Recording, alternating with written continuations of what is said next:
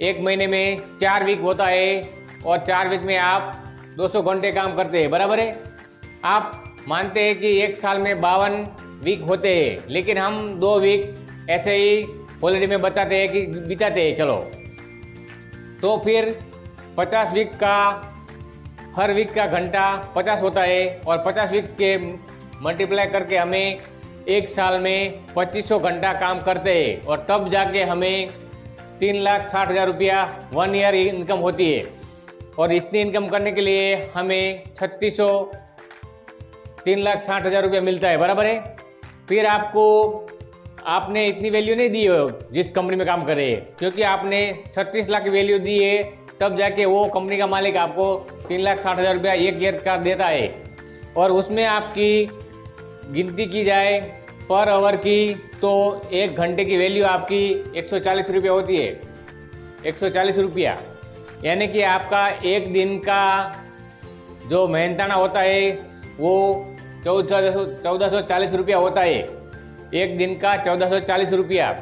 अब आप तय करें अपनी वैल्यू कि आप एक दिन में कितनी इनकम करते हैं या कितनी वैल्यू देते हैं कंपनी को। अगर आपने एक घंटे का 1440, एक दिन का 1440 रुपया कमाया, लेकिन कभी कभी हम अपनी ज़िंदगी में कुछ ऐसा टाइम भी बिताते हैं कि 1 घंटा टाइम दिख दिया टीवी देखने में, 1 घंटा टाइम दिया बाजार जाने में, जो कि ज़रूरी नहीं था, तो उस वक्त आपको 144 रुपया फाड़ देना है, ताकि आपको पता चले कि आपके टाइम की वैल्यू क्या है।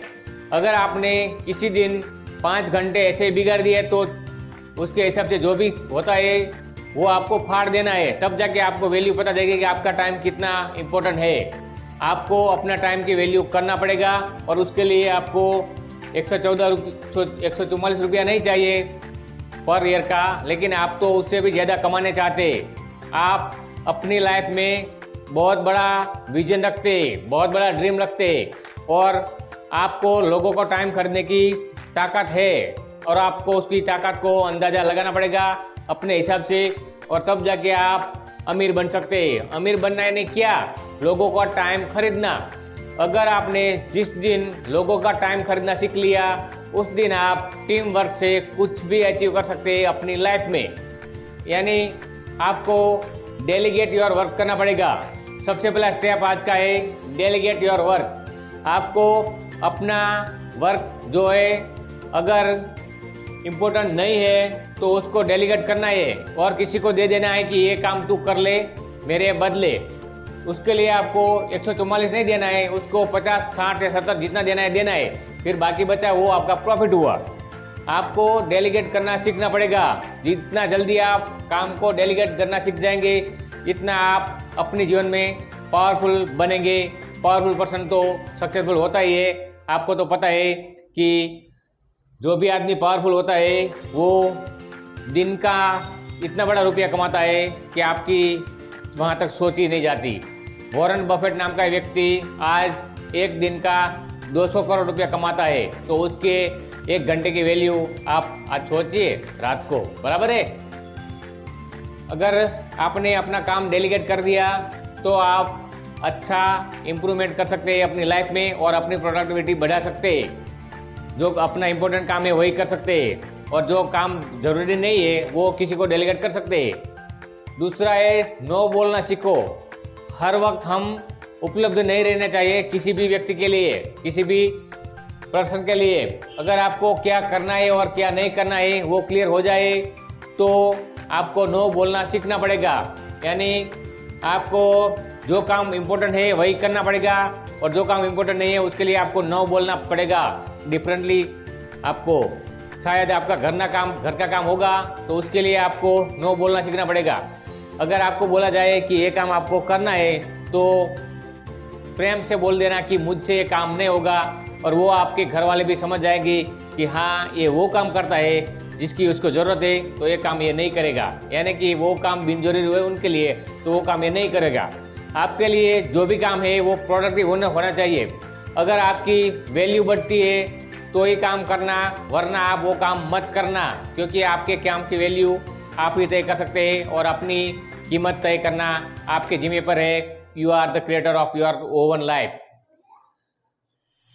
तीसरा पॉइंट है, जो भी आज इस दुनिया में सक्सेसफुल हुआ है वो इसी पॉइंट से हुआ है, how this can be done without me. मैं दोबारा बोल रहा हूँ, how this can be done without me. मैं फिर से रिपीट कर रहा हूँ एक बार, how this can be done without me. अगर आपने ये पॉइंट को अपनी लाइफ में इम्प्लीमेंटेशन किया तो आप रिच लोगों की श्रेणी में आ जाएंगे, आप 1% की श्रेणी में आ जाएंगे। धीरे धीरे आप अपना लेवल अप करते हैं और अप लेवल करने से आपको ये पॉइंट सीखना पड़ेगा कि how this can be done without मी। कोई भी काम हो जो आप करना चाहते हैं, लेकिन अगर कुछ ऐसी सिस्टम बनाए हम कि how this can be done without मी, यानी कि अगर हम कुछ ऐसी सिस्टम में इम्प्लीमेंटेशन करें और उसमें हमारा कोई रोल ना हो तो भी वो काम चलता रहे, वही तो इस दुनिया का और सबसे बड़ा सीक्रेट है। हमें वो काम नहीं करना फिर भी वो काम होता है। हमें वो काम डेलीगेट करना है और डेलीगेट करने से हमारे मल्टीप्लाई योर टाइम वैल्यू, हमारे टाइम की वैल्यू होता है। उसके लिए हम एक अमीर और एक गरीब इंसान का उदाहरण देखते हैं। बरसों पहले एक गरीब इंसान था और वो अपनी लाइफ में आगे बढ़ना चाहता था। उसका सोच बड़ा था लेकिन वो कुछ कर नहीं सकता था। उसके सामने एक बड़ा बंगला था, वो अमीर आदमी था और वो सोचता है कि भगवान ने मेरे साथ गलत किया, क्योंकि नेचर किसी के साथ गलत नहीं कर सकता।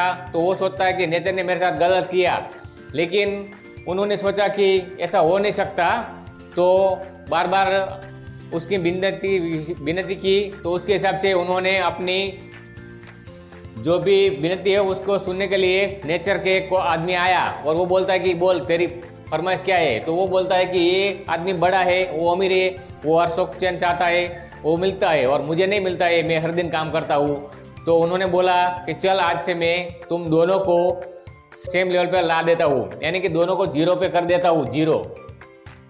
अगर वो 0 पे हो गया तो फिर वो दोनों सेम काम करेगा। दोनों का माइंडसेट अलग है और माइंडसेट से सब कुछ हासिल हो सकता है।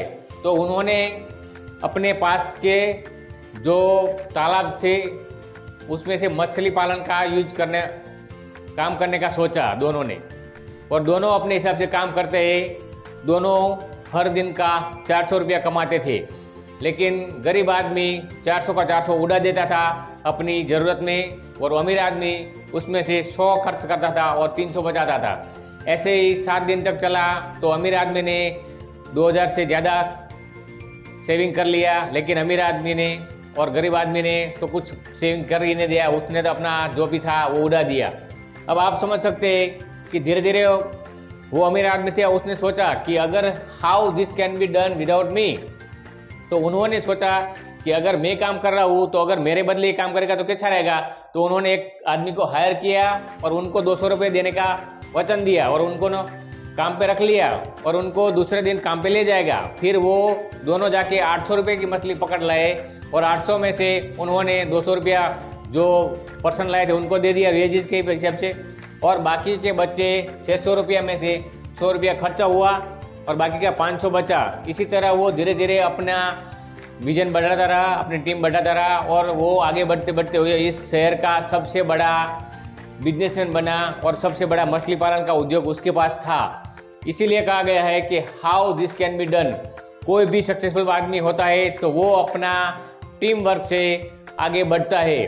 अगर मैं काम करूं तो इतनी प्रोडक्टिविटी नहीं आएगी, लेकिन अगर मेरे साथ 10,000 लोग काम करेंगे और वो हर दिन 8 घंटा देंगे तो मेरी प्रोडक्टिविटी 80,000 घंटे एक महीने में हो सकती है। और आप समझ सकते हैं कि 80,000 घंटे की वैल्यू अगर मुझे मिल जाए तो उसमें कितना बड़ा मेरा प्रॉफिट हो सकता है, मैं कहाँ पे कहाँ पहुँच सकता हूँ। रिच माइंडसेट ऐसे नहीं होता है। अगर आपने जिस दिन ये लास्ट वाला point how this can be done without मी सीख गए अपनी लाइफ में इम्प्लीमेंटेशन करने के लिए, तब तो आपकी ग्रोथ कोई नहीं रोक सकता। आप भी रोकना चाहे तो भी आप नहीं रोक सकते।